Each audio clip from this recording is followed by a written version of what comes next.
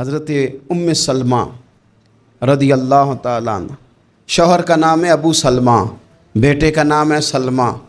کہتی ہیں میں، میرا شوہر، میرا بیٹا، تینوں، چھوٹا بیٹا میرا، ہم نکلے مکہ مکرمہ سے مدینہ طیبہ جانے کے لیے۔ ایک کی بیٹا ہے، خاندان جمع ہے، شوہر کی گود میں بیٹا، اونٹ کے پیچھے میں۔ فرماتی ہیں مدینے کی سرحد آ گئی تو میرے میکے والے آ گئے، کہنے لگے ابو سلمہ نہیں لے جانے دیں گے مدینے اپنی بیٹی کو۔ میں نے کہا میں مسلمان ہوں، میں تو اپنے شوہر کے ساتھ مدینے جاؤں گی۔ انہوں نے کہا نہیں جا سکتے، تو نے جانا ہے تو جا، ہماری بیٹی نہیں جائے گی۔ زبردستی مجھ سے انہوں نے مجھے میرے شوہر سے الگ کیا۔ کہتی ہیں پھر میرے شوہر کے قبیلے والے آ گئے، وہ کہنے لگے اگر تم اپنی بیٹی کو نہیں نہ جانے دیتے تو یہ جو ہمارا پوتا ہے یہ ہماری نسل ہے، تمہارا نہیں، اسے ہم نہیں جانے دیں گے۔ وہ بچہ اپنی طرف کھینچتے تھے، میں اپنی طرف کھینچتی تھی، مدینے کی سرحد پہ۔ یہ جھگڑا زمین کے لیے نہیں ہو رہا، مکان کے لیے نہیں ہو رہا، حضور کے مدینے جانے کے لیے ہو رہا، حضور کے مدینے جانے کے لیے ہو رہا۔ انہوں نے بچہ کھینچا، میں نے اپنی طرف کھینچا، میرے بچے کا بازو اتر گیا۔ فرماتی ہیں میرے شوہر مدینے چلے گئے، بیٹا میرا میرے سسرال والے لے گئے، مجھے میکے والے لے گئے۔ آج بھی کچھ سیانے بندے کہتے ہیں اس کو نکال دو اور بچے چھین لو۔ ان کا بھی خیال تھا کہ بیٹا لے جائیں گے نا تو ابو سلمہ بھی مدینے سے واپس آ جائے گا، یہ بھی واپس آ جائے گی۔ اور یار اتنا بڑا بھی ظالم کوئی نہیں ہوگا جو ماں باپ سے بچے جدا کرے۔ فرماتی ہیں کہ وہ لے گئے چھین کے، میں میکے چلی گئی۔ لوگ روٹی کھاتے تھے، میرے حلق سے نہیں گزرتی تھی۔ زمانہ سویا کرتا تھا، میں سو نہیں پاتی تھی۔ بیٹا کہاں، شوہر کہاں، میں کہاں۔ ام سلمہ کتنی دیر تکلیف کاٹی؟ جناب ام سلمہ کہنے لگی لوگوں ایک دو دن نہیں پورا سال بیت گیا، پورا سال، پر جے سونا ہی میرے دکھ وچ راضی، جے سونا ہی مارو مارو مینوں مار مکاؤ، میں کوئی عذر نہ پیش لے آواں، او جے سونا ہی میرے دکھ وچ راضی، پھر سکھ نو چلے ڈاواں۔ فرمایا سال بیت گیا، لوگ صبح اٹھ کے کام کاج پہ لگ جاتے، کپڑے بدلتے، ڈیوٹیاں کرتے، اور میں سویرے اٹھ کے اس جگہ آ جاتی جہاں میرا شوہر اور میرا بیٹا بچھڑا تھا۔ میں سارا دن روتی، آہوزاری کرتی، حضور کے مدینے کی طرف منہ کر کے میں تڑپتی۔ سال بیت گیا، سال، ایک ہفتہ نہیں نکلتا بچوں کے بغیر۔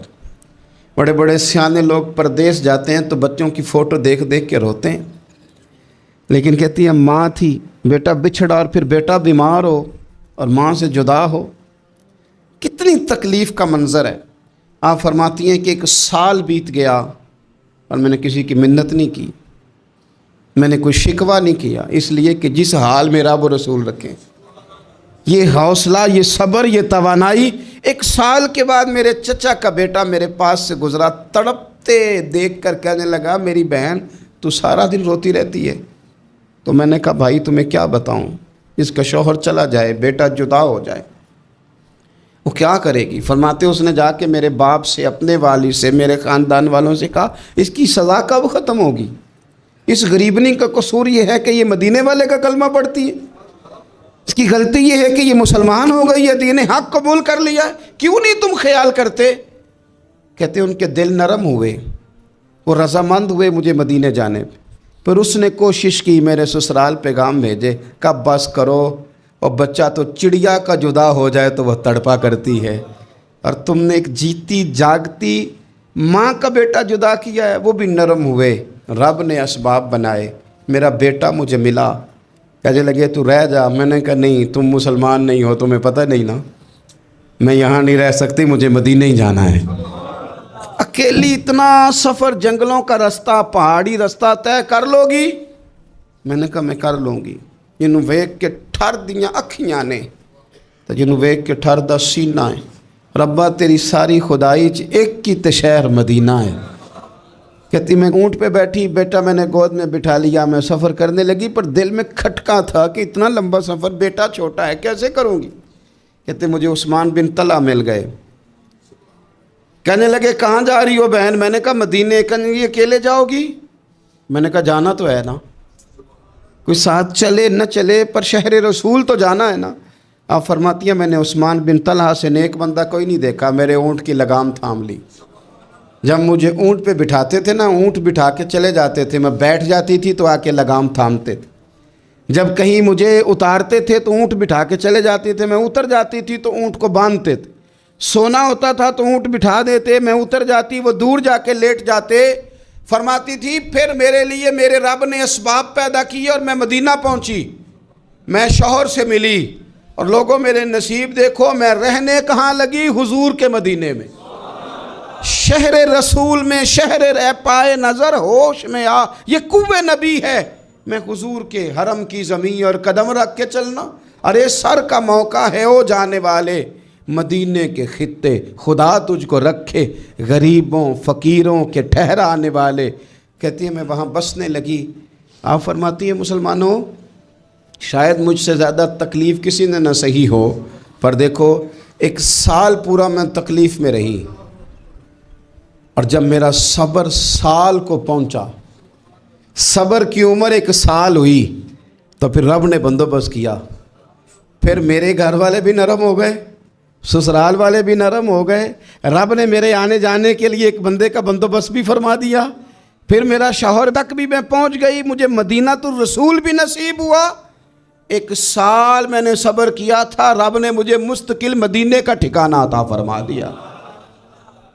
لیکن جو بندہ صبر ہی نہ کر پائے, جو صبر ہی نہ, جو کہ جی بڑی دور سے آیا ہوں, بڑی دیر ہو گئی, بڑا ٹائم ہو گیا, کب جا کے مسئلہ حل ہوگا؟ وہ جو آپ نے بتایا تھا وہ تعویذ کب اثر کرے گا, وہ دعا کب قبول ہوگی, وہ فلانا معاملہ کب؟ بھئی یہ ڈیٹ تو آپ کو رب رسول ہی دے سکتے ہیں. بندہ تو کوئی اطلاع ہی دے گا, پیغام ہی دے گا, دعا ہی کرے گا. اگر زندگی میں حوصلہ ہی نہیں ہوگا, اگر آپ کو یہ قرار ہی نہیں آئے گا, ٹھہرنا ہی نہیں آئے گا کسی میدان میں. دیکھیں کچھ ایسی اذیتیں ہوتی ہیں جو اذیت ناک ہوتی ہیں, لیکن اگر غلامی میں آ جائے نا آپ تو وہ اذیت ناک نہیں ہوتی. اس چبھن میں مزہ آنے لگتا ہے. کئی درد بھی مزیدار ہوتے ہیں, کئی درد بھی, کبھی زخم ٹھیک ہونے پہ آ جائے نا تو اسے چھیڑو تو مزہ آتا ہے, اس لیے کہ کچھ درد بھی مزیدار ہوتے ہیں. آتش سے کسی نے کہا تو روتا بڑا ہے, اس نے کہا محبوب کی یاد میں تڑپتا ہوں, ابھی تو ایک دل ہے, میرے تو خواہش تھی کبھی 2 ہوتے نا تو صحیح کر کے تڑپتا. رب نے دل ایک بنایا, کہتا وہ مزہ دیا ہے تڑپنے کہ میری آرزو ہے یا رب میرے دونوں پہلوؤں میں دل بے قرار ہوتا. درد میں بھی مزہ ہے, پر شرط یہ ہے کہ لوگ درد میں بھی جینا سیکھیں. ہم نہ آرام میں جینا چاہتے ہیں, پنکھے کے نیچے جینا چاہتے ہیں. کاش کہ ہمیں صحرا میں بھی نیند کا مزہ لینے کا طریقہ آئے, پھر زندگی کے سارے راستے آسان ہیں, پھر اقرا بھی مشکل نہیں. لیکن چونکہ حوصلہ نہیں, صبر نہیں, وہ والا قرار نہیں جو ایک مسلمان سے رب رسول کا مطالبہ ہے. حضرت ام سلمہ رضی اللہ تعالیٰ عنہ کہتی ہیں میرے شوہر حضرت ابو سلمہ بڑے شفیق, بڑے مہربان آدمی. مدینے میں اتنا شوہر پیار کرنے والا دوسرا تھا ہی کوئی نہیں جتنے میرے شوہر تھے. کہتے ہیں مسجد نبی میں جب ہوتے نا تو نبی کریم علیہ السلام کی جو بات بھی سنتے مجھے گھر آ کے بتاتے. آپ بھی بتایا کریں گھر جا کے, ہم اپنی مرضی کی باتیں گھر جا کے بتاتے ہیں کہ آج خطیب صاحب نے کہا ہے کہ اگر سجدہ کسی اور کو جائز ہوتا تو خامند کو ہوتا. یہ روز سناتے ہیں حدیث, تو وہ بھی کہہ دیتی ہے ٹھیک ہے میں نے بھی حدیث سنی ہے, نبی پاک علیہ السلام نے فرمایا بہتر وہی ہوتا ہے جو اپنی بیوی کے حق میں بہتر ہو. میں نے بھی سنی ہے حدیث, اس نے بھی پھر اس طرح کی یاد کر لی ہے. حالانکہ یہ حدیثیں بیٹیوں کو سنانی چاہیے, بہنوں کو سنانی چاہیے, وہ ہمارے منہ سے سنیں گے تو اثر قبول کریں گے, ورنہ تو دوسرا زاویہ ہوتا ہے. حضرت ام سلمہ کہتے ہیں بڑا ہی پیار کرتے, جو بات سنتے نا مجھے آ کے سناتے. ایک دن آئے تو کہنے لگے لے ام سلمہ آج تو میں تحفہ لایا ہوں تیرے لیے. میں نے کہا وہ کیا؟